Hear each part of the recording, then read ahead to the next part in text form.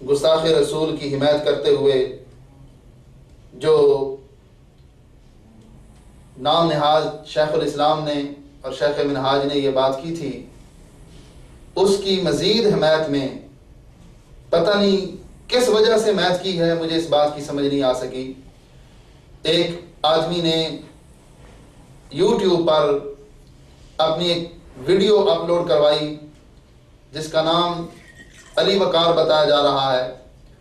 اس نے انتہائی غلط زبان استعمال کی ہے، اگرچہ اس کے موضوع کا شروع میں اس نے ابتدا میں بیان ہی اس طرح کیا ہے کہ آداب زبان ہونے چاہیے جو امام غزالی رحمۃ اللہ علیہ نے بیان فرمائے ہیں، گفتگو کے آداب ہوں، ان کے مطابق بندہ گفتگو کرے۔ تو اس پر گفتگو شروع کرتے ہوئے اس نے جو اپنی اس ابتدائی گفتگو کی اگلے مرحلے میں جو دھجیاں اڑائی ہیں اور جو اپنے قول و فعل کا بلکہ قول اور قول کا تضاد پیش کیا ہے کہ 5 منٹ پہلے کچھ کہا، 5 منٹ بعد کچھ اور کہہ دیا،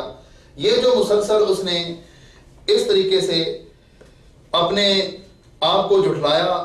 تو وہ میں آپ کے سامنے عرض کرنا چاہتا ہوں کہ علی وقار نے اپنی گفتگو کے ابتدا میں یہ بتایا کہ گفتگو شائستہ ہو، اچھے الفاظ میں ہوں، چھوٹے بڑے کا لحاظ رکھا جائے۔ یہ اس نے 5 آداب احیاء العلوم کے حوالے سے بیان کیے۔ پہلے نمبر پہ گفتگو شائستہ ہو، اچھے الفاظ میں ہو۔ دوسرے نمبر پہ یہ ہے چھوٹے بڑے کا لحاظ رکھا جائے، اور تیسرے نمبر پہ ہے کہ علم و جہل کا فرق رکھا جائے، اور چوتھے نمبر پہ کہ مخاطب کی دل آزاری نہ ہو، اور 5ویں نمبر پہ اس نے یہ بیان کیا کہ اختلاف کو اچھے انداز میں پیش کریں۔ یہ گفتگو کی ابتدا تھی، لیکن مجھے رونا آ رہا ہے ایسے اشخاص پر کہ جو اپنے آپ کو بڑا ہی دین کا پیروکار سمجھتے تھے، عالمگیر سوچ کے اپنے آپ کو حامل سمجھتے تھے،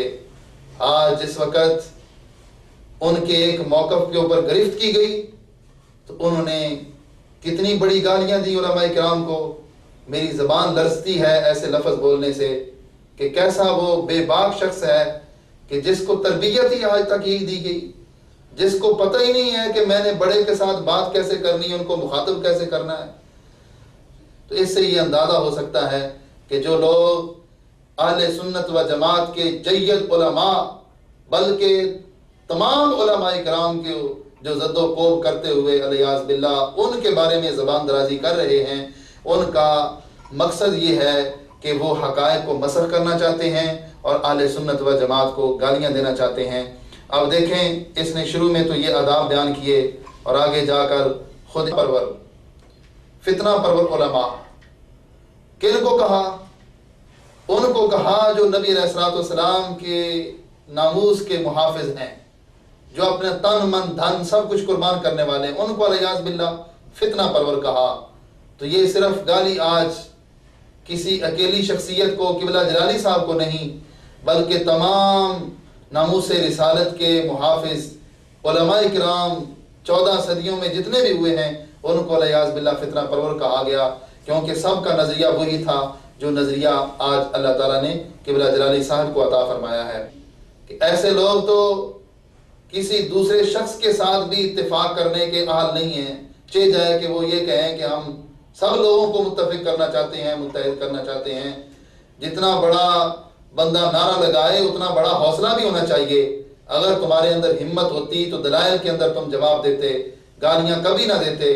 گالیاں دینا اور اس طرح باتیں کرنا یہ بتا رہا ہے کہ علم سے تمہارا برتن خالی ہے، تمہیں یہی چیز سکھائی گئی تھی جو آج تمہاری زبان سے نکل رہی ہے۔ میں ابھی صرف ابتدائی چند باتیں جو ان کے اپنے اقوال جو جس طرح ان کے نام نہاد شیخ الاسلام نے 85 کے اندر کوئی اور نظریہ بیان کیا تھا اور آج کچھ اور بیان کر دیا ہے، تو وہ تو پرانی بات ہو گئی۔ اب ان کے جو نئے لوگ آ رہے ہیں ان کا 5 منٹ پہلے کچھ اور نظریہ ہوتا ہے اور 5 منٹ بعد کچھ اور نظریہ بنیاد۔ میری ادنا سی اپیل ہے ایسے شخص کے سامنے کہ خدا را ذاتیات کو چھوڑو۔ آج بھی اگر کچھ علمی صلاحیت ہے، تمہارے سارے ادارے میں کسی کے پاس علمی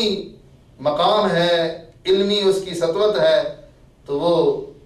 اس وقت آئے ہم سے بات کرے، ہم بڑے ہی احسن انداز میں برادرانہ لہجے میں ہم تمہارے ساتھ بات کرنا گوارا کریں گے اور تمہاری جو باتیں ہیں ان کا جواب دینا۔ لیکن اس طرح کی یہ جو لفظ بولنا کہ فتنہ پرور مولوی ہے، تو یہ تو پھر ہر ایک بندے کی زبان ہے، اگلے بدلے میں وہ بھی ایسے کہہ سکتا ہے، اس سے بات کا حل نہیں نکل سکتا۔ حل ایسے نکلتا ہے کہ آپ علم کے اندر آئیں اور علم کی روشنی میں یہ اندازہ لگانے والی بات ہے کہ اپنے آپ کو کہتے ہیں کہ ہم نے تصوف کے مراکز قائم کیے ہوئے ہیں، ہم بڑی تربیت کرتے ہیں، ہم لوگوں کو اطلاع بٹھاتے ہیں، وہاں ان کو مثنوی شریف کا درس دیتے ہیں، وہاں ہم ان کو تصوف کی کتابیں پڑھاتے ہیں۔ یہ سارے دعوے دھرے کے دھرے رہ گئے۔ جو 5 منٹ پہلے کی گفتگو تھی وہ بھی ساری ختم ہو گئی۔ آداب زبان کا لحاظ نہ، ایک طرف اپنی علمیت اور قابلیت جھاڑنا چاہتے ہیں، جو کہ بالکل آپ سنیں گے تو پتہ چلے گا کہ کتنی قابلیت ہے، اور یہ کہتے ہیں کہ یہ علمی موضوع اور فتنہ پرور۔ یار کون سا علم ہوتا ہے؟ جو علم تمہارے پاس ہے وہ ذرا لاؤ نا، ہمیں بھی دکھاؤ کہ وہ کون سا علم تمہارے پاس ہے۔ ہم تو یہی سنتے ہیں کہ کوئی حدیث پاک پڑھتے ہو تو غلط پڑھتے ہو، قرآن مجید کی آیت پڑھتے ہو تو غلط پڑھتے ہو، ترجمہ اس کا مفہوم بیان کرتے ہو غلط بیان کرتے ہو، اور پتہ نہیں علم کون سا تمہارے پاس بھی ہے۔ کیا رسول پاک صلی اللہ علیہ وسلم کی محبت اور اس کی خاطر اپنی قربانیاں پیش کرنا یہ بے وقوفی ہے؟ یہ انتہا پسندی ہے؟ یہ دہشت گردی ہے؟ یہ کیا تم کہنا چاہتے ہو؟ اگر یہ بے وقوفی ہے تو پھر ہم تو اس چیز سے باز نہیں آئیں گے، ہم تو ہمیشہ رسول پاک صلی اللہ علیہ وسلم کی عزت کا دفاع کرتے رہیں گے۔ ہم نے نحن الذین بایعوا محمدا علی الاسلام ما بقینا ابدا، ہم نے ان کا کلمہ مبارک پڑھا ہے اور یہ عہد کیا ہے کہ جب تک جان میں جان ہے محبوب آپ کے نام پہ قربان ہے۔ اگر کوئی ایسے لفظوں میں ہی اپنی بڑاس نکالنی ہے تو پھر تم واضح طور پہ یہ کہو کہ ہمارے پاس دلائل نہیں ہیں، ہم صرف گالیاں دینا چاہتے ہیں، گالیوں سے مقابلہ کرنا چاہتے ہیں، اور لیبل جو اپنے اوپر لگایا ہوا ہے کہ ہم تصوف کے دائی ہیں، ہم صوفیت کو اپنائے ہوئے ہیں، احیاء العلوم کے اوپر عمل کرنے والے ہیں، اس کے بارے میں تو یہ سارا لیبل اپنا ختم کر دو، گالیوں سے بات کرو، اور جب صرف گالیوں پہ بات ہوگی اور اپنا لیبل یہ تم اتار لو گے پھر ہم تم سے بات کرنا ہی پسند نہیں کریں گے، کیونکہ اللہ تعالیٰ ارشاد فرماتا ہے وَإِذَا خَاطَبَهُمُ الْجَاهِلُونَ قَالُوا سَلَامًا، کہ جب جاہلوں سے نیک لوگ مخاطب ہوتے ہیں تو وہ سلام کر کے گزر جاتے ہیں۔ چونکہ تم نے اپنے اوپر لیبل اور ٹائٹل جو ہے وہ علم کا لگایا ہوا ہے اور اپنے اوپر سنیت کا لیبل لگایا ہوا ہے، اور حقیقت میں سنیت کے بہت بڑے جو ہے ان کے ساتھ غداری کی جا رہی ہے، تو اس لیے ہم جواب دینا چاہتے ہیں، ورنہ ایسی باتوں کے جواب دینے کی ضرورت نہیں تھی۔ ایسی باتیں صرف اس لیے سنا رہے ہیں کہ ان کا ٹائٹل کچھ اور ہے اور اندر کچھ اور ہوئے ہیں۔ ہم نے بہت برداشت کیا، بہت زیادہ صبر سے کام لیا کہ ہو سکتا ہے کہ یہ آدمی راہ راست پہ آ جائے، لیکن یہ جو ابھی بات اس نے کی ہے رب کعبہ کی قسم یہ بڑی ہی ناقابل برداشت ہے۔ اس کے پہلے مسائل وہ اختلافی تھے، اس پر بھی ہمیں بڑا دکھ ہوا، لیکن سب سے زیادہ دکھ اس بات پہ ہوا ہے کہ یہ جس بات کا نعرہ لگاتا تھا میلاد شریف کی محفلوں کے ذریعے سے جس کی پرورش ہوئی ہے، اور جو آج اس مسند پہ پہنچ کر آج غداری کر رہا ہے، تو یہ بہت بڑی جو ہے جسارت ہے۔ اگر تم باز آ جاؤ گے تو بات ٹھیک ہے، ورنہ ایسے الزام جو ہمیں تم دے رہے ہو، ہم ایک ایک بات ایسی دکھائیں گے، پورا ریکارڈ ہم جب تمہارے سامنے رکھیں گے تو تمہاری تحریک جو ہے وہ بالکل دم بخود ہو جائے گی اور وہ بالکل ختم ہو جائے گی۔ اس لیے آج وقت ہے کہ توبہ کر لو اور اہل حق کی صف میں آ کے کھڑے ہو جاؤ۔ اللہ تعالیٰ نے قرآن مجید فرقان حمید میں یہ ارشاد فرمایا کہ جو میرے محبوب علیہ السلام کا بے ادب اور گستاخ ہوتا ہے وَذُلٍّ بَعْدَ ذَلِكَ زَنِيمٌ، اللہ تعالیٰ نے اس کے بارے میں زنیم کا لفظ بولا ہے، اور بہت ہی اس کے بارے میں اللہ تعالیٰ نے یہ وضاحت فرما دی ہے کہ ایسا شخص جو بے ادبی کا مستحق ہوگا اور کوئی بے ادبی کرے گا تو وہ کسی عزت کا لائق نہیں ہے۔ اگر ہم ایسے لفظ بولتے تو ہمیں حق پہنچتا تھا کہ تم گستاخوں کی حمایت کر رہے ہو، لیکن ایسے شخص نے جو گستاخوں کی حمایت بھی کرتے ہیں اور ساتھ اہل سنت و جماعت کو گالیاں بھی دیتے ہیں، تو گویا کہ ڈبل جرم کر رہے ہیں۔ ایک گستاخی کر کے اپنی عاقبت برباد کر رہے ہو، اور دوسرا تم اہل سنت و جماعت کو گالیاں دے رہے ہو۔ اپنے ان کرتوتوں سے باز آ جاؤ، ورنہ